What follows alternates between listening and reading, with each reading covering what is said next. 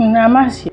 शिव गुरु की सृष्टि। जिस समय सर्वत्र केवल अंधकार ही अंधकार था, न सूर्य दिखती थी, न चंद्रमा, ग्रह, नक्षत्रों का कहीं पता नहीं था, न दिन होता था न रात, पृथ्वी, जल और वायु की भी सत्ता नहीं थी। उस समय एकमात्र सत ब्रह्म अर्थात सदाशिव की ही सत्ता विद्यमान थी, जो अनादि और चिन्मय कही जाती है। उन्हीं भगवान सदाशिव को वेद, पुराण और उपनिषद तथा संत महात्मा आदि ईश्वर तथा सर्वलोक महेश्वर कहते हैं। एक बार भगवान शिव के मन में सृष्टि रचने की इच्छा हुई। उन्होंने सोचा कि मैं एक से अनेक हो जाऊं। यह विचार आते ही सबसे पहले परमेश्वर शिव ने अपनी पराशक्ति अंबिका को प्रकट किया तथा उनसे कहा कि हमें सृष्टि के लिए किसी दूसरे पुरुष का सृजन करना चाहिए, जिसके कंधे पर सृष्टि संचालन का महान भार रखकर हम आनंद पूर्वक विचरण कर सके। ऐसा निश्चय करके शक्ति सहित परमेश्वर शिव ने अपने वाम अंग के 10वें भाग पर अमृत मल दिया।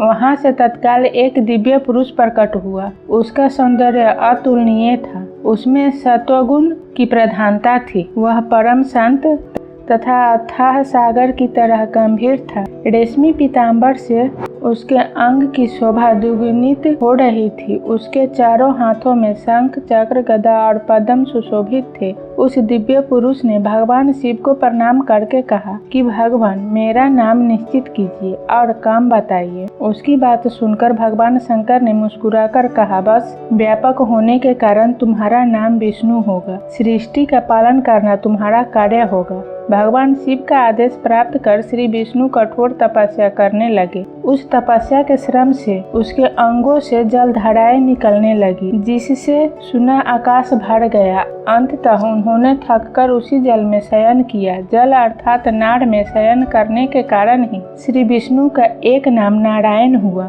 फिर सोए हुए नारायण की नाभि से एक उत्तम कमल प्रकट हुआ। उसी समय भगवान शिव ने अपने दाहिने अंग से चतुर्मुख ब्रह्मा को प्रकट करके उस कमल पर डाल दिया। महेश्वर की माया से मोहित हो जाने के कारण बहुत दिनों तक ब्रह्मा जी उस कमल के नाभ में भ्रमण करते रहे, किंतु उन्हें अपने उत्पत्तिकर्ता का पता नहीं लगा। आकाशवाणी द्वारा तप का आदेश मिलने पर ब्रह्मा जी ने अपने जन्मदाता के दर्शनार्थ 12 वर्षों तक कठोर तपस्या की। फिर उनके सम्मुख भगवान विष्णु प्रकट हुए। परमेश्वर शिव लीला से उस समय वहां श्री विष्णु और ब्रह्मा जी के बीच विवाद छिड़ गया। सहसा उन दोनों के मध्य एक दिव्य अग्नि स्तंभ प्रकट हुआ। बहुत प्रयास के बाद भी ब्रह्मा और विष्णु उस अग्नि स्तंभ के आदि अंत का पता नहीं लगा सके। अंततः थककर भगवान विष्णु ने प्रार्थना किया, महाप्रभु, हम आपके स्वरूप को नहीं जानते। आप जो कोई भी हो, हमें दर्शन दीजिए। भगवान